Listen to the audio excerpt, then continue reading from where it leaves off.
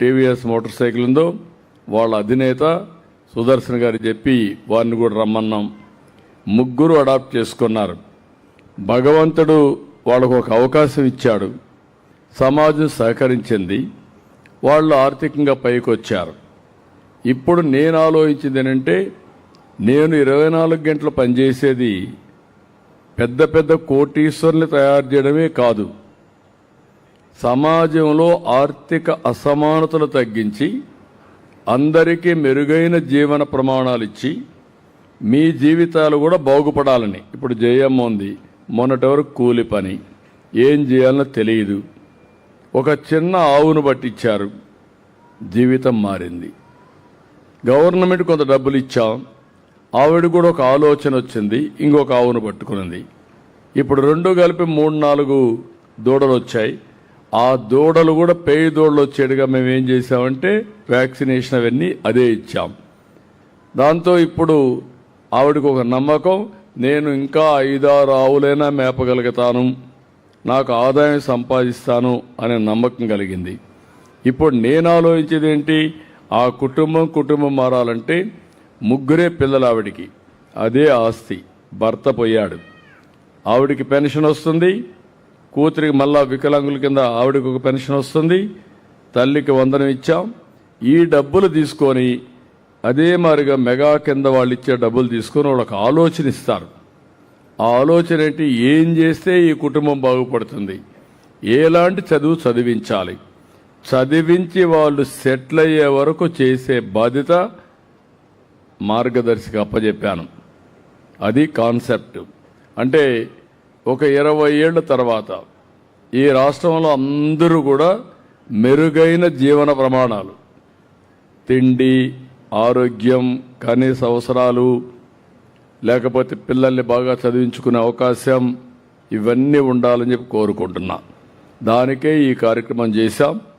డబ్బులు అనేది అందరి దగ్గర ఉండాలి, అందరూ ఆనందంగా జీవించే పరిస్థితి రావాలి. ఆ కార్యక్రమానికి మొట్టమొదటిసారిగా మన రాష్ట్రంలో శ్రీకారం చుట్టాం. దేశంలో ఎక్కడా లేదు. ఇది ఒక ప్రయోగం, ఇది వినూత్నమైన ఆలోచన. గవర్నమెంట్ 10 రూపాయలు ఖర్చు పెడతాం, ప్రైవేట్ వాళ్ళు కూడా CSR అని ఒకటి పెట్టాం, కార్పొరేట్ సోషల్ రెస్పాన్సిబిలిటీ అని గవర్నమెంట్ ఆఫ్ ఇండియా తీసుకొచ్చారు.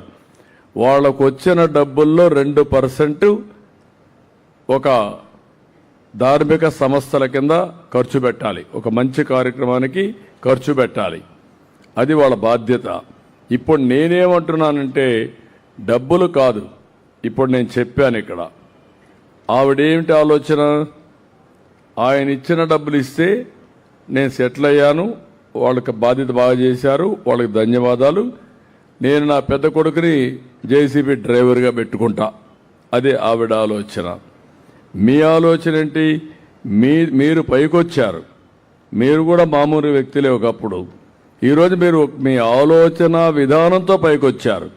అలాంటి ఆలోచన విధానాన్ని వాళ్ళకి నేర్పించాలి. మీరు ఇక్కడ ఆగద్దండి, ఇంకా 4 ఏళ్లు కష్టపడండి, కష్టపడితే మీ జీవితాలు సుఖపడతారు అని చెప్పి హ్యాండ్ హోల్డింగ్ ఇవ్వాలి. దానికి అవసరమైతే 10 రూపాయలు ఖర్చు పెట్టాలి. అది పెట్టితే రేపు ఆవిడ ఇంకొక పిల్లవాడిని చదివించి పైకి తీసుకొచ్చే పరిస్థితి ఆవిడకి రావాలి, ఆ కుటుంబానికి రావాలి. అది ఇక్కడ కాన్సెప్ట్. సరేనా? Are you follow now? ఇది కరెక్ట్ అప్రోచ్. ఇది పేదరికం అనేది కోరుకొని పుట్టేది కాదు. కొన్ని పరిస్థితుల్లో సమాజంలో ఆర్థిక అసమానతలు వస్తాయి, మనం అందరం గుర్తుపెట్టుకోవాలి.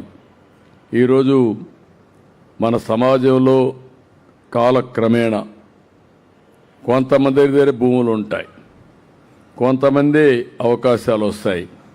అవకాశాలు వచ్చిన వాళ్ళు ఇంకా పైకి పోతామనే ఉంటారు, వాళ్ళు చుట్టుపక్కల పైకి వస్తారు. అవకాశాలు రాని వాళ్ళు అక్కడనే ఉంటారు, వాళ్ళ సర్కిల్ అంతా. నేను ఇప్పుడు ఏంటంటే అందరికీ సమానమైన అవకాశాలు కల్పించి మిమ్మల్ని పైకి తేవాలని నా ఉద్దేశం. ఇప్పుడు ఇంకొకరి విషయం మాట్లాడదాం, మనకు ఒక ఐడియా వస్తుంది. థ్యాంక్ యూ తల్లి. ధన్యవాదాలు. ఇప్పుడు చదివిస్తావా నీ బిడ్డ? ఏమ్మా జయమ్మ, కొడుకుని చదివిస్తావా? ఓకే, చదివిస్తుంది. గట్టిగా చప్పట్లు కొట్టి ఆశీర్వదించండి. ధన్యవాదములు సార్. అనంతరం మార్గదర్శి టీవీఎస్ మోటార్ నుండి మీ రిక్వెస్ట్ సేతు రమణ గారు. Sir please proceed sir. రండి. వారి యొక్క బంగారు కుటుంబం నుండి సరస్వతి గారు. చెప్పమ్మా, ముందుకు వచ్చి చెప్పు. నువ్వు చెప్పు, నువ్వేం చెప్పాను, నీకేం జరిగింది నువ్వు చెప్పు. అందరికీ నమస్కారం సార్. మాది గుడిపల్లి మండలం బెగిలిపల్లి పంచాయతీ అంజనాద్రి గ్రామం సార్. నా పేరు సరస్వతి. P4 కార్యక్రమం ద్వారా మా ఇంటి దగ్గరికి వసుంధర వచ్చి సార్ ధనంజయ్ సార్ వాళ్ళు మిగతా సార్ వాళ్ళందరూ కూడా వచ్చి మా క్షేమాన్ని, మా బాధలని, మా కష్టాన్ని అంతా చూసి మా ఊరిలో అందరినీ ఈసారిచ్చి కూడా వీళ్ళు చాలా బీద వాళ్ళు, ఏమీ లేని వాళ్ళు, వాళ్ళ ఆయన సరిలేదు, ఇల్లుని పట్టించుకోవడం లేదనేసి పిల్లల్ని కష్టపడి ఎట్లా చదివించేది అనే దీని పైన ఉద్దేశంతో పిల్లల్ని సార్ నాకు 2 అబ్బాయిలు కూలి చేసి సాకడానికే ఇబ్బందిగా ఉండింది సార్. చదివించుకోవడానికి ఇంకా చాలా ఇబ్బందిగా ఉండింది. మాకంటూ ఎవరు సహాయం లేదు సార్, భూమి అంతా ఏమీ లేదు. అట్లాంటి సమయంలో ఈ బంగారు కుటుంబం ద్వారా మా ముందరకు వచ్చి, ఏమ్మా నీకు ఏమిస్తే నువ్వు కొంచెము పైకి వస్తావు, మీ పిల్లలు చదివించుకోగలవు అని అడిగినారు సార్. అప్పుడు నేను ఒక ఆవుతి ఇస్తే సార్ నేను కొంచెం బాగుపడతాను అని కోరుకుంటే సార్ వాళ్ళు వెంటనే అమలు చేసి డబ్బులు ఇప్పించి ఒక ఆవు కొనుక్కున్నాను సార్. ఇప్పుడు ఆవు 8 లీటర్లు 9 లీటర్లు ఇస్తుంది సార్. ఇప్పుడు నా కాళ్ళపైన నేనే నిలబడుకున్నాను సార్. ఇప్పుడు మా ఆయన కూడా కొంచెం తాగేది మాన్నాడు, కొంచెం పిల్లలను కూడా శ్రద్ధగా చూసుకుంటా ఉన్నాడు. మా అబ్బాయి సార్ డిప్లొమా 3rd ఇయర్ చదువుతా ఉన్నాడు సార్. చిన్న అబ్బాయి 1st ఇయర్ తేజస్లో చదువుతా ఉన్నారు సార్. ఇప్పుడు కొంచెం హ్యాపీగా ఉంది సార్, పర్వాలేదు. ఇప్పుడు ఇల్లు కూడా మాకు సొంత ఇల్లు లేదని, దానికి ఈ భూమి కూడా కట్టుకోవడానికి లేదని పోయినసారి వద్దనేసినాం సార్.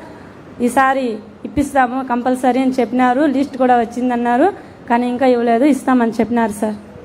ఓకే అమ్మా, ఇప్పుడు can you explain how you are planning that family? Yeah, good evening, Same Garu and delegates on and off the stage.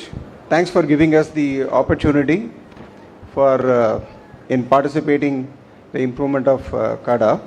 So we got Gudupalli Mandal, and for this lady we had taken 2 rounds of discussions with the lead there from the NGO. And both her sons would get employed. We are also. Okay, second. Meeku system direct ga you are dealing, or you are having Bangaru Mitra? I have a Bangaru Mitra. Who is Bangaru Mitra here? Can you please come? Rama. Vaikra.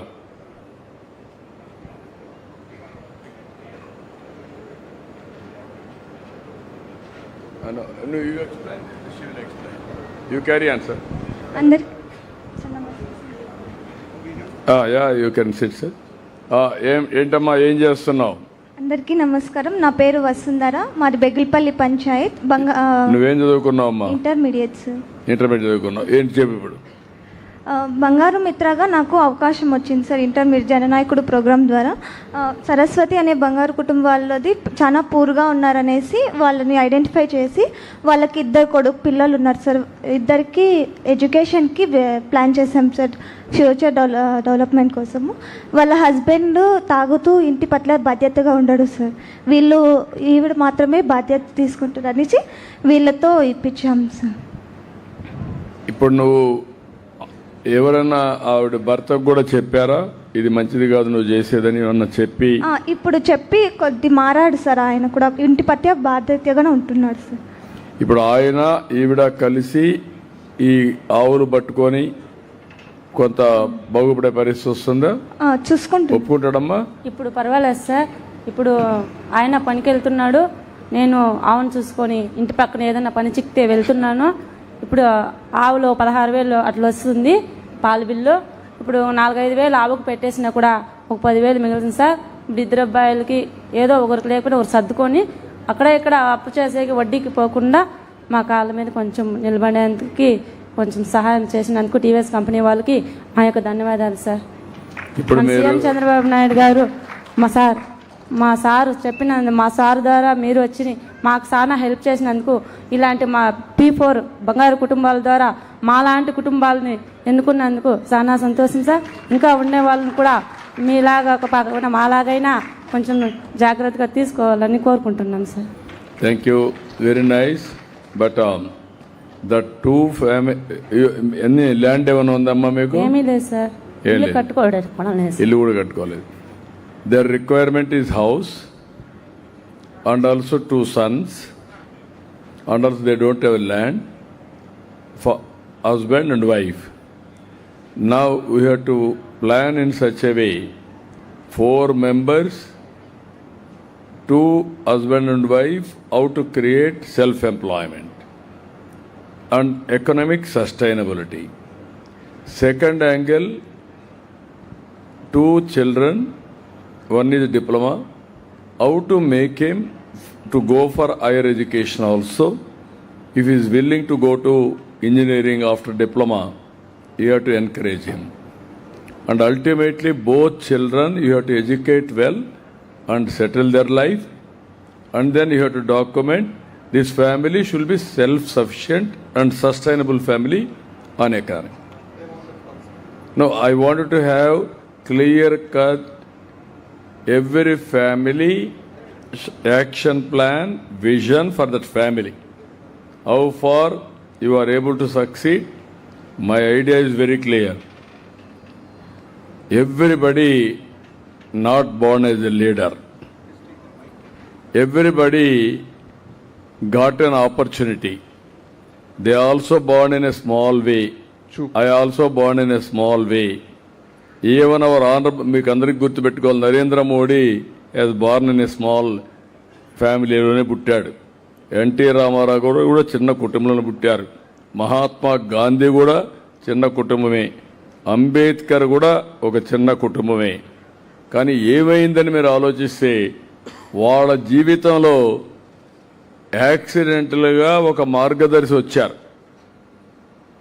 ఆ మార్గదర్శులు hand holding ఇచ్చారు, ఇవ్వాల్సిన సమయంలో help చేశారు.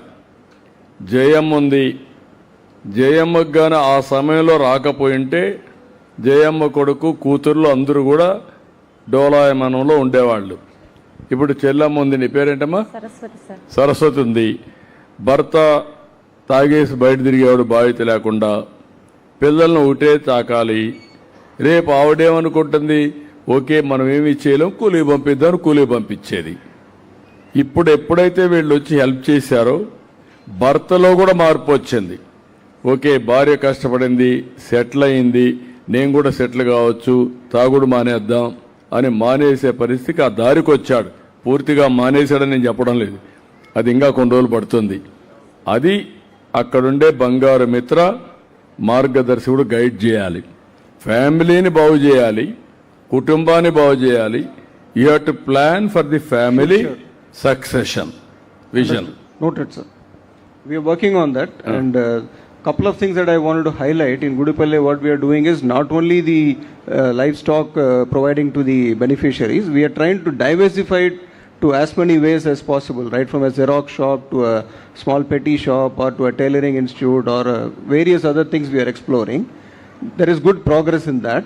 In addition to that, we are looking at the possibility of establishing a skill development center for mechanical and various other fields so that some of them can get employed within TVS and group companies of ours, and also to various other industries which are coming up in that area, sir. No, I'm very happy. I'm not asking all 3 of you or more. Locally, what are all the opportunities are available?